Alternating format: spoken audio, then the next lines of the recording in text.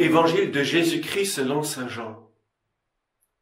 En ce temps-là, Jésus disait aux Juifs, « Si c'est moi qui me rends témoignage, mon témoignage n'est pas vrai.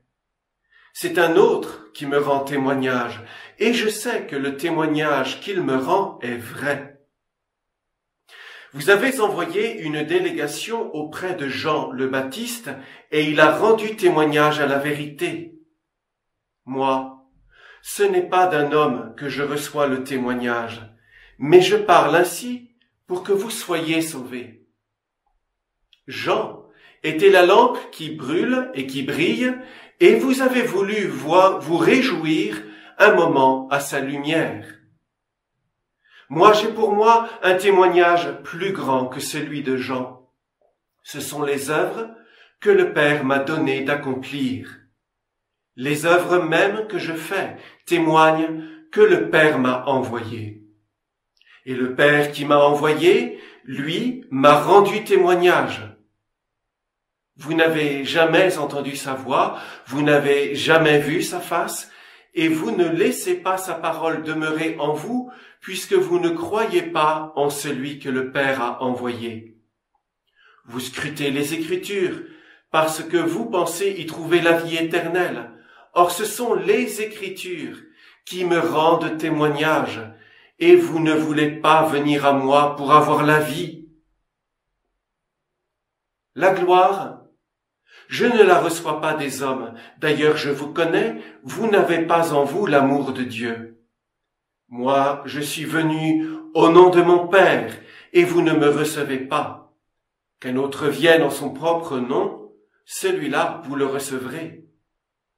Comment pourriez-vous croire, vous qui recevez votre gloire les uns des autres, et qui ne cherchez pas la gloire qui vient du Dieu unique? Ne pensez pas que c'est moi qui vous accuserai devant le Père. Votre accusateur, c'est Moïse, en qui vous avez mis votre espérance. Si vous croyiez Moïse, vous me croiriez aussi, car c'est à mon sujet qu'il a écrit. Mais si vous ne croyez pas ces écrits, comment croirez-vous mes paroles? Acclamons la parole de Dieu. Mon âme s'épuise à désirer la source jaillissante. Chères familles, chers enfants et chers amis, l'évangile que nous venons d'entendre est assez complexe, mais il est très fort. Parce qu'en fait, il y a une polémique entre Jésus et les pharisiens. Les pharisiens qui refusent de croire que Jésus est le Fils de Dieu et qui demandent que quelqu'un lui rende témoignage. Qu'est-ce que ça veut dire, rendre témoignage? Rendre témoignage à quelqu'un, ça veut dire annoncer la vérité à son sujet. Celui qui annonce la vérité au sujet de Jésus, c'est Dieu le Père. Dans l'Évangile, il y a deux moments en particulier où le Père lui-même rend témoignage à Jésus en annonçant qu'il est son Fils. Le premier moment, c'est le baptême de Jésus. La voix du Père retentit et tout le monde entend le Père dire « Celui-ci est mon Fils bien-aimé, en qui je trouve ma joie. » Oui, Dieu le Père rend témoignage, il atteste, il dit la vérité sur Jésus, qui est son Fils.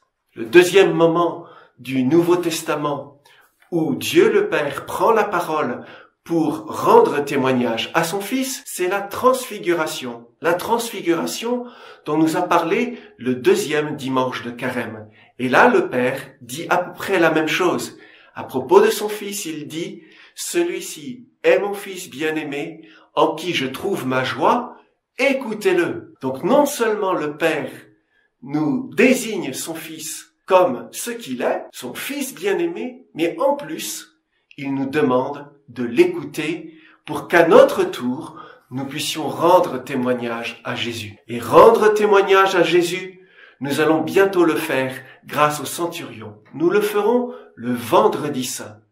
Au pied de la croix, le centurion romain a rendu témoignage à Jésus en disant « Vraiment, celui-ci est le Fils de Dieu. » Eh bien, aujourd'hui dans votre prière, je vous propose tout simplement de rendre témoignage à Jésus en disant que vous croyez en lui de tout votre cœur, de toute votre âme, de toute votre force, de tout votre esprit, de tout votre être.